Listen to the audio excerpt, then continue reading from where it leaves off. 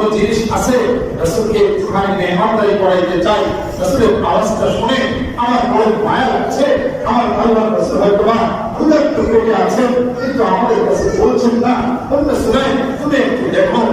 আকারাসাম মিন শাঈর হাদিসের শব্দ এসেছে কয়েক টুকরা চালের রুটির টুকরা এনে এরপরে আনাসকে আল্লাহর রাসূলের জন্য পাঠানোর জন্য একটুখানি গোপনীয়তার সাথে একটা করোনা দিয়ে পেয়েছে, সে করোনাটা আবার আনাসের এইখানে গুজে দিলেন।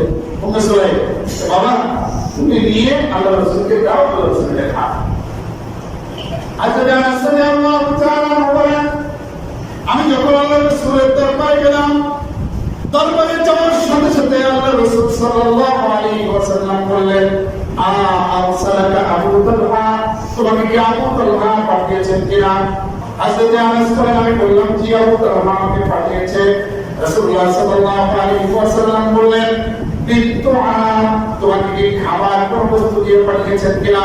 এরপরে আল্লাহর রাসূল সাহাবীদেরকে ইশারা করলেন, বললেন আবু তালহার বাসা থেকে আমাদের জন্য দাওয়াত এসেছে, তোমরা ছুটে চলো আবু তালহার বাসায় আমরা দাওয়াত খেতে যাই। আবু তালহার বাসায় অন্য কোনো ব্যবস্থা ছিল না, খাদ্যের তেমন কোনো পাহাড়ি আইটেম তো দূরের কথা, বরঞ্চ খাদ্যের কোনো আইটেমই তখনকার সময় আপনার ঘরের মধ্যে নাই। আবু তালহা নিজের স্ত্রী উম্মে সুলাইমের কাছে বললেন, ও উম্মে সুলাইম, আমার আল্লাহর রাসূল তার মেহমান নিয়ে সাহাবীদের নিয়ে আমার বাসায় এসেছে, তোমার কাছে খাবার দেওয়ার মতো কোনো কিছু আছে কিনা?